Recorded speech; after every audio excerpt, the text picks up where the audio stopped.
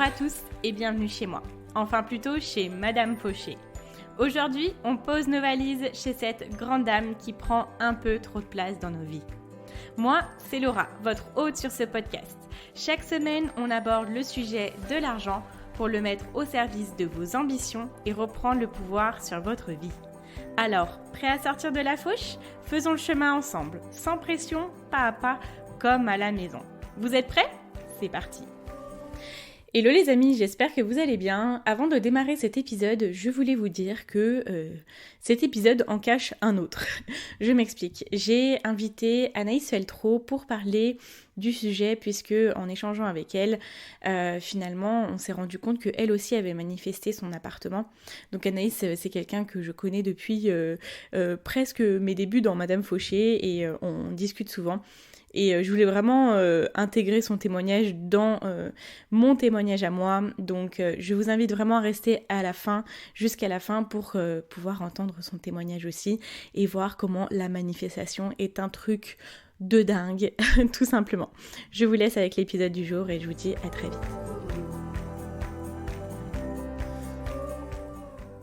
Hello les amis, j'espère que vous allez bien. Je suis ravie de vous retrouver pour un nouvel épisode solo où en fait on va ça y est, je commence à péter un câble, je viens de commencer l'épisode. Je vais vous parler de quelque chose qui m'est arrivé très récemment. Et notamment le fait que j'ai emménagé dans un appartement. Donc pour les personnes en fait qui me suivent depuis le début de Madame Fauché, vous le savez, j'ai décidé au début du coronavirus que j'allais retourner chez mes parents à ce moment-là. Mon contrat ensuite s'est terminé et c'était vraiment le moment parfait pour me recentrer sur moi et faire des choses pour moi. Et voilà, c'est à partir de ce moment-là qu'a démarré une nouvelle vie chez mes parents. En même temps, j'ai voulu développer mon entreprise parce que voilà, j'avais pas d'autres attaches, j'avais pas d'autres impératifs. En même temps, en plein milieu d'un confinement, j'ai envie de vous dire, voilà, là, tout s'est un peu stoppé et j'ai trouvé que c'était le moment parfait pour investir en moi et dans mon entreprise. J'ai notamment investi dans une première entreprise qui n'a pas fonctionné, c'était une agence de filles au pair. Et voilà, c'était mon rêve en fait depuis que je suis rentrée de Nouvelle-Zélande où j'avais passé 1 an là-bas en tant que fille au pair. Et j'avais envie un peu de révolutionner, on va dire, le marché. J'avais envie de faire les choses autrement finalement parce que je voyais bien qu'il y avait un gros problème dans le monde des filles au pair de par le traitement des filles tout simplement. Et voilà, comment tout ça fonctionnait. Et j'ai développé cette agence-là. Et elle n'a pas fonctionné parce que déjà on était en plein Covid et je pense être la seule tarée à vouloir lancer une agence de filles au pair en plein Covid.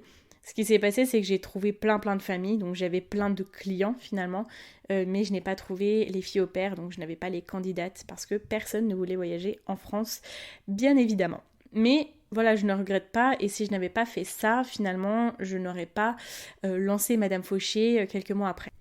Et pourquoi je vous explique ça ? Parce que, en fait, c'est pour vous expliquer pourquoi c'était si important pour moi de rester chez mes parents, parce que j'avais envie d'investir sur moi et que le fait d'enlever la peur de ne pas pouvoir payer son loyer, c'était quelque chose d'énorme pour moi et je pouvais me dire en fait là je vais pouvoir développer mon entreprise sereinement parce que je savais et en plus c'était une chance que mes parents ils allaient être là en fait pour pouvoir m'aider à vivre tout simplement pendant ces quelques temps. Et depuis, on va dire, l'été dernier, je savais que voilà, je commençais à avoir cette volonté-là de prendre mon envol de nouveau, parce que ce n'était pas la première fois que je partais de chez mes parents.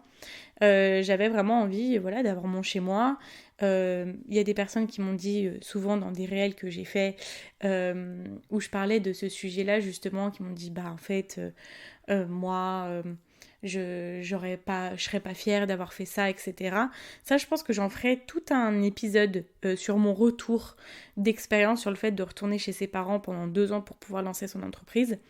Et c'était quand même, en fait, finalement, même si j'avais une chance incroyable, c'était quand même un moment challengeant parce que quand on a 27 ans, quand on a déjà vécu des années en dehors de chez nos parents, c'est quand même un quotidien qui est chamboulé et c'est quand même quelque chose qui demande une certaine adaptation.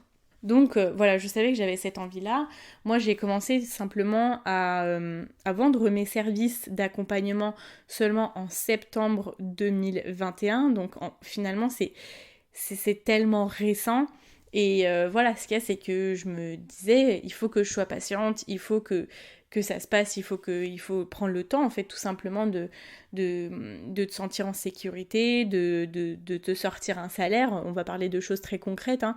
Il faut que voilà, tu puisses te fournir toi-même ton argent pour pouvoir financer ta propre vie. Et voilà, donc mon entreprise a évolué depuis, j'ai lancé le Money Campus, je fais des accompagnements individuels, donc on peut dire que l'entreprise de Madame Fauché est en très grande croissance, et ça j'en suis tellement heureuse. Et en fait ce qui s'est passé, c'est que depuis l'année dernière, depuis la fin d'année dernière, j'ai commencé à m'intéresser énormément à la manifestation. La manifestation, c'est pour moi en fait un des niveaux les plus élevés dans notre relation avec l'argent. Au début, quand on commence à travailler sur notre argent, on commence par la gestion du budget, on commence par mettre les bases, ouvrir des comptes épargne, etc. Et plus ça va, plus on va travailler sur notre relation avec l'argent. Et après, on vient voir comment faire en sorte énergétiquement d'attirer beaucoup plus d'argent dans notre vie. C'est comme si on part du niveau 0, même si le niveau 0 il est déjà extrêmement bien, pour monter encore d'un niveau. Et j'ai commencé à dire à tout le monde, là, moi je pense que je partirai cet été, l'été 2022, ou en décembre 2022, grand maximum, je vais avoir mon appartement. Ça a été aussi un processus très conscient de ma part d'en parler, finalement, de dire à voix haute à tout le monde, à mes parents, de les prévenir, de leur dire je vais partir à telle période de l'année, parce que si nous-mêmes on n'y croit pas, en le disant à quelqu'un d'autre, cette personne-là va nous croire et donc nous on va y croire aussi. Ça fait partie d'un des processus de manifestation. Dire les choses à voix haute, c'est faire en sorte de les manifester dans notre vie. Donc ça, c'était la première étape. La deuxième étape, elle a été de la mettre sur mon vision board. J'ai mis que j'allais avoir une nouvelle maison en 2022 et c'était mon souhait. La troisième chose, ça a été de commencer à écrire. J'ai beaucoup écrit. J'ai écrit ce que je voulais, comment est-ce que j'imaginais ma maison, mon appartement, comment est-ce que je le voulais. Et j'ai une idée très précise, je vais vous expliquer pourquoi. Parce qu'en fait, ça fait 2 ans que je me promène dans les rues du village où habitent mes parents avec mon chien et où je sais que je veux un endroit qui soit en rez-de-chaussée. Je voulais un endroit qui soit proche de chez mes parents parce que tout simplement j'ai mon chien chez mes parents. Bref, on rentre dans des trucs peut-être que vous en foutez, mais je vous explique aussi, ça fait partie des conditions en fait qui sont importantes pour moi, donc je vais vous en parler. Le chien de famille, c'est quasi mon chien parce que depuis le confinement, je me promène avec lui tous les jours, c'est moi qui m'en occupe, il demande beaucoup de toilettage, c'est moi qui fais le toilettage, bref, c'est mon fils quoi. Et en fait, pour moi, c'était inconcevable de dire ok, je vais partir. Et finalement, c'était cool quand j'étais là, mais après, quand je vais partir, il fera sa life quoi. Et moi, c'est une de mes conditions, c'était de pouvoir partir et de pouvoir avoir mon chien avec moi. Et donc, la conclusion, c'était d'avoir un appartement tout près de chez mes parents parce que je voulais qu'on puisse faire une petite garde alternée. Oh là là, mais vraiment, là, sur le podcast, je vous dis tout. Mais voilà, c'est mes conditions à moi, c'était important pour moi. Donc je voulais quelque chose tout près du village de chez mes parents, voire chez mes parents. Je voulais un rez-de-chaussée pour que je puisse avoir le chien, parce que c'est un chien qui se fait vieux, donc j'avais pas envie de lui demander de monter les escaliers. Je voulais quelque chose à la campagne parce que j'ai besoin du calme de la campagne. Je suis une fille de la campagne. J'avais mes critères tout simplement. Et j'avais notamment aussi d'autres critères qui étaient très importants quand on est entrepreneur, c'est de trouver un propriétaire qui ne soit pas exigeant par rapport à ton contrat de travail, donc qui ne me demande pas un CDI, chose que je n'ai pas parce que je suis en auto-entreprise, quelqu'un qui ne me demande pas d'avoir des fiches de paye parce que je n'ai pas de fiches de paye.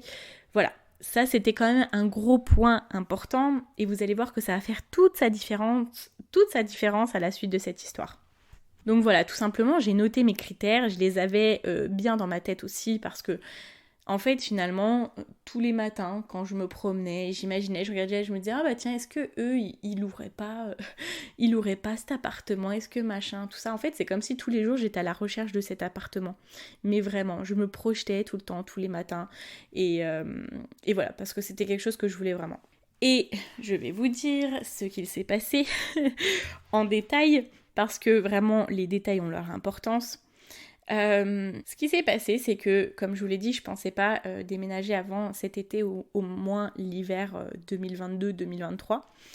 Et en fait, un soir, ça faisait quelques semaines que je ressentais vraiment que j'avais besoin de mon espace. Pas que ça se passait mal ou quoi, c'est que j'avais besoin de mon espace et que je sentais aussi que, en n'ayant pas aussi mon espace vraiment de travail ou quand on vit dans une maison de culture espagnole où il y a tout le temps des repas de famille, où il y a tout le temps du monde qui vient, etc. J'adore ça, mais quand on travaille, c'est quelque chose qui peut un peu, être contre-productif. Donc je savais que pour l'évolution de Madame Fauché, j'avais besoin aussi de cet endroit pour moi, où quand je voulais travailler, je pouvais travailler pleinement. Et ça faisait quelques semaines que je ressentais cet inconfort-là, en fait, tout simplement, où je me disais, bon, c'est pas maintenant que je voulais le faire, mais j'aimerais bien que ça arrive bientôt, quoi. Et là, en fait, vient s'expliquer tout ce que tous les maîtres de la manifestation vont expliquer. Ils disent souvent, tout ce que vous voulez est déjà là, et tout ce que vous voulez peut arriver bien plus vite que ce que vous n'auriez imaginé, en fait. Que nous, notre travail, c'est de demander, mettre des mots sur les choses, de demander précisément, de rejoindre l'univers à mi-chemin en faisant le travail, en faisant les choses, et que l'univers, en fait, il nous apporte les choses. Et après, c'est pas à nous de nous poser la question sur comment est-ce qu'il nous les apporte et quand est-ce qu'il nous les apporte, c'est juste que ça arrive. Et moi, ces derniers mois, la manifestation, c'est vraiment quelque chose que j'ai mis dans mon quotidien et que je commençais à ressentir pleinement. Vous voyez, ça, je vous donnerai plein d'autres exemples dans d'autres épisodes. Parce que j'ai l'impression que je commence vraiment à maîtriser la manifestation, pas la maîtriser, on va dire, à savoir l'utiliser tout simplement. Mais là, l'appartement, c'est vraiment l'un des exemples les plus flagrants, les plus ouf. Donc, je vous fais durer un peu le suspense, on y arrive. Bref, je me disais, il va falloir bientôt que je trouve un appartement, voilà. Et un soir, moi, vous savez, des fois, je prends des décisions comme ça, c'est ok, ça vient de mes tripes, c'est maintenant. Voilà, ça y est, c'est maintenant. Et un soir, sans vous mentir, j'étais dans mon bain et là, j'ai dit, c'est maintenant. Mais vraiment, c'est maintenant, il n'y a pas d'autre moment, je vais le faire maintenant parce que vraiment, ça sort de mes tripes. Bref, je vais me coucher. Le lendemain matin, toujours en promenade, définitivement, il se passe des choses de malade quand je vais me promener. Et là, je fais un coup de manifestation et je dis, mais vraiment, s'il vous plaît, je veux un appartement comme ça. Je veux que le propriétaire ne tique pas sur le fait que je sois entrepreneur, sur le fait que je n'ai pas de fiche de paye. Je veux avoir un rez-de-chaussée, je veux avoir une terrasse ou un jardin. Je veux que ça soit proche de chez mes parents. Et j'ai dit ça. Et vraiment, je ressentais que du bonheur et je me projetais énormément dans ce nouvel appartement. Et j'avais vraiment l'impression que ça allait tomber, quoi. Là, j'arrive chez moi. Je me mets devant mon ordinateur. Le Bon Coin. Je mets les offres aux alentours de chez moi. Je trouve la première offre. Je regarde, je fais « Oh, trop bien !» Ça remplissait mes critères. Et j'appelle directement. Et directement, qu'est-ce que je dis ? Je dis « Oui, bonjour, machin, je suis intéressée. » Par contre, je n'ai pas de fiche de paye, je suis entrepreneur, je n'ai pas de CDI, etc. Oui, et donc, le chauffage, machin, etc. La personne m'a parlé de quelque chose de totalement différent. Elle n'a pas tiqué. Mais vraiment, en plus, vraiment dans son comportement, elle n'a pas tiqué. Pas du tout. Et ça a été l'une des premières choses que j'ai demandé, c'est que la personne ne tique pas. Là, on discute, ça se passe super bien. Je m'arrange pour pouvoir être la première personne à voir l'appartement. On se voit 2 heures après. Je vois l'appartement, je tombe amoureuse. La propriétaire me dit qu'elle en a rien à faire que je sois entrepreneur. Tant que je paye, ça lui va. Qu'elle m'a bien appréciée et que voilà, elle voulait me louer à moi l'appartement. Et le soir même, on a dit « Ok, vendu ». Et en un jour, j'ai trouvé un appartement. Et depuis, vraiment, j'ai l'impression d'avoir débloqué, vous savez, comme dans les jeux vidéo où on débloque certains pouvoirs à nos nos héros, à nos personnages, bah là vraiment j'ai l'impression d'avoir débloqué ce pouvoir où vraiment la manifestation fait partie de ma vie, à tel point que récemment, beaucoup de mes proches me disent « Mais Laura, en ce moment, t'as que des coups de chance, c'est un truc de fou. Qu'est-ce qui se passe ?» La manifestation, les amis, tout simplement. Voilà, donc si je dois conclure par rapport à cette expérience de malade, c'est vraiment finalement quand on demande les choses, ce qui a fait la différence maintenant quand je demande les choses, c'est que je les demande avec tellement de joie, parce que je me dis ça va arriver. Je suis dans tellement de joie que je sais que dans mon quotidien, vous savez que j'aime les choses aussi terre à terre et comprendre comment ça fonctionne. C'est pas qu'il y a des petits anges autour de moi qui se disent « Oh bah tiens, on va utiliser notre baguette magique et on va lui mettre entre les mains. » Peut-être, et si c'est le cas, c'est génial. Mais quand on est dans ce process-là où on est dans la joie, on fait les choses dans la joie et dans le plaisir et pas dans la souffrance, pas dans la contrainte, pas dans la peur de manquer, etc. Si on les fait de la bonne façon, ça arrive tout simplement parce que c'est bon pour nous. Voilà ma conclusion et voilà ce que j'ai appris de cette expérience qui est juste ouf et à laquelle en fait je suis tellement reconnaissante. Et vous voulez quelque chose encore de plus fou ? C'est que quand on dit dans la manifestation que tout est déjà là, je vous donne un exemple. Cet appartement où je suis, ça fait 2 ans. Mais 2 ans. Ah, je suis en train de calculer. Ça fait 2 ans que je suis là où j'habite, là où j'habitais vers chez mes parents. Et en fait, ça faisait 2 ans que cet appartement était vide parce que la propriétaire avait décidé de ne pas le louer pour l'instant. Et ça fait 2 ans que je suis chez mes parents et le jour où j'ai voulu trouver un appartement, il était là. Parce qu'il était déjà là en fait. La dame avait mis l'annonce 2 jours avant. Il était déjà là. Il était là depuis tout ce temps. Donc bien évidemment, les prochaines semaines, je vais vous parler aussi de manifestation. Je vais toujours vous parler de relations avec l'argent. Mais pour moi, la manifestation, c'est comme si c'était les petites épices au-dessus de notre plat. si on aime les épices, bien évidemment. Mais on va dire the cherry on the cake pour magnifier notre relation avec l'argent et pour débloquer des pouvoirs de malade, en fait, tout simplement. Donc, la manifestation, c'est quelque chose qui va être dans le Money Campus. Je ne peux pas, en fait, préparer le Money Campus en me disant « on va pas faire de manifestation ». Parce que j'ai pas envie de vous bloquer l'accès, tout simplement, à toutes ces possibilités et ce pouvoir. Voilà. Je trouve aussi que la manifestation, ça nous donne une relation avec l'argent encore plus fusionnelle, mais fusionnelle de façon très positive et équilibrée, on va dire. Parce qu'on se dit, ok, j'ai un outil en ma possession, parce que l'argent c'est un outil, et la manifestation aussi c'est un outil. J'ai un outil en ma possession, je vais avoir confiance en moi et confiance en ce que je peux faire dans la vie réelle pour pouvoir utiliser la manifestation pour tout simplement venir ajouter the cherry on the cake dans ma vie. Alors pour vous résumer un petit peu le processus, parce que là c'était vraiment un épisode où je vous parlais sans avoir trop préparé, je voulais que ça soit un peu fluide et que je vous explique l'histoire comme elle vient. La première chose que j'ai fait, c'est que j'ai vraiment décidé ce que je voulais et j'ai pris soin de me rendre compte, si c'était vraiment en accord avec moi. Et c'est totalement en accord avec ce que je veux et aujourd'hui je me sens totalement heureuse de ce que j'ai manifesté. Deuxième chose, c'est que je l'ai énoncé à voix haute, c'est que j'ai commencé à l'écrire avec plein de détails. Troisième chose, j'ai utilisé un vision board pour pouvoir mettre des images dessus et l'avoir sous les yeux tous les jours.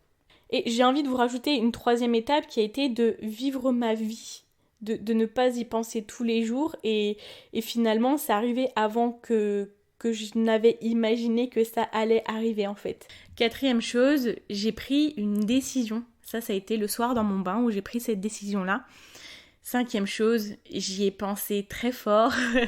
Même si on est d'accord, ça ne suffit pas dans la manifestation. Je me suis connectée à l'émotion que j'allais ressentir lorsque j'allais avoir cet appartement. Quand on se connecte à une émotion qu'on ressentira quand on aura cette chose qu'on convoite, en fait, c'est qu'on se connecte à une autre fréquence énergétique.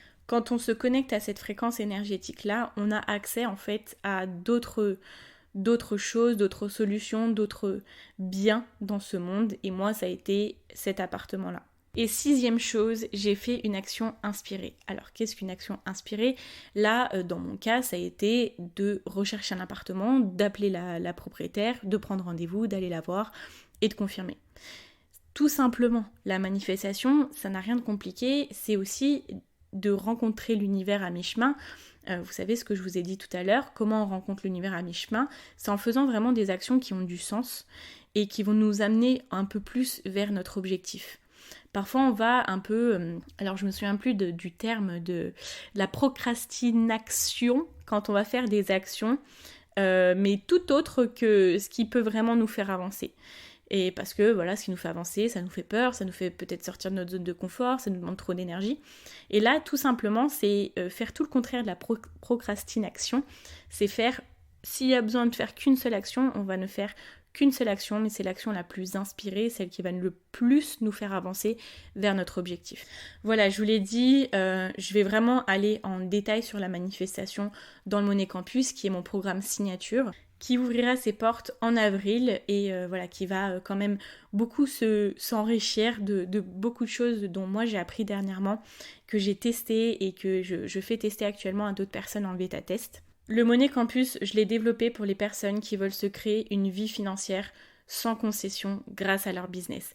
Donc restez connectés, je vous en parlerai aussi un peu plus tard et un peu plus en détail sur cette 2e promotion. J'ai ouvert une liste d'attente si ça vous intéresse pour avoir les détails en exclusivité. J'ai aussi prévu un super cadeau pour les personnes qui rejoignent le Money Campus et qui faisaient partie de la liste d'attente. Donc voilà, si ça vous intéresse, vous avez le lien dans la description.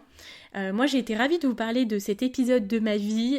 C'est franchement voilà, c'est un événement pour moi, je vais pas le cacher et j'en suis très fière, je suis super contente de pouvoir dire qu'aujourd'hui j'ai mon appartement que je finance moi-même après 2 ans de recherche sur moi, sur ma vie entrepreneuriale et puis après 1 an et demi de développement de Madame Fauché et après 6 mois de début de vente via Madame Fauché.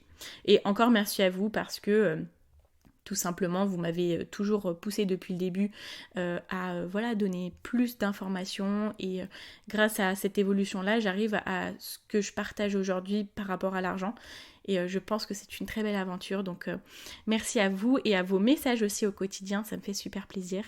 Et maintenant, je vous laisse avec le témoignage d'Anaïs. Bonjour Anaïs. Bonjour Madame Fauché. Écoute, tu es déjà venue sur le podcast, mais en fait, là, on est sur une configuration assez spéciale.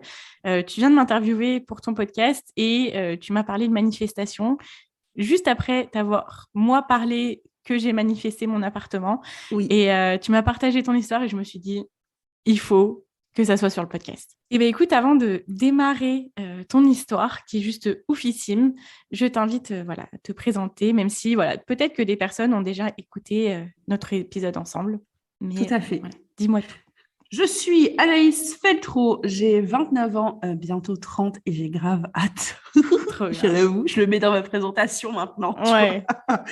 Je suis business et mindset coach pour les femmes qui veulent entreprendre sans être esclaves de leur business et qui veulent vraiment adopter une vraie position de femme d'affaires. Donc, voilà, vous pouvez me retrouver sur Insta. Je serai ravie d'échanger avec vous, ravie aussi de vous accompagner, pourquoi pas. Voilà ma présentation. Je te laisse me parler de cette histoire-là qui est juste ouf. Oui. Je suis trop contente qu'on puisse la partager en fait. Magnifique. Eh bien, écoutez, moi aussi, j'ai manifesté mon appartement. Merci, au revoir. Les saluts. Voilà, ça c'était l'histoire. C'était l'histoire, voilà. Donc, c'est vrai, on parlait de manifestation et notamment d'appartement. Moi, j'habite à Paris et c'est vrai que ça fait un moment que je veux changer d'appart et j'ai une rue très spécifique que j'ai dans mon viseur, dans mon collimateur depuis quelques années. On voulait habiter dans cette rue, mais du coup, on nous a logés ailleurs. Et c'est vrai qu'on a un logement un peu spécifique. La mairie de la ville a mis à disposition quelques logements spécifiques pour les entrepreneurs. Et en fait, on est logé, c'est très bien, hein, il est très bien cet appart, mais j'ai toujours cette rue-là dans le collimateur. Et on a aussi une plateforme sur laquelle on peut demander d'échanger, du coup, d'appart, ce qui est plutôt cool. Et ce qui s'est passé, c'est que j'ai fait, moi, mon vision board de 2022 avec, du coup, l'appartement que j'ai envie d'avoir, avec le nom de la rue, parce que je vous dis, cette rue, je veux vivre dedans. Voilà. J'adore le quartier, j'adore cette rue, vraiment. Et du coup, je vais sur la plateforme, et en début du mois, je vais sur la plateforme, alors que je n'ai pas été depuis au moins 6 mois. Et je me dis, tiens, je vais regarder quand même s'il y a moyen de changer d'appart.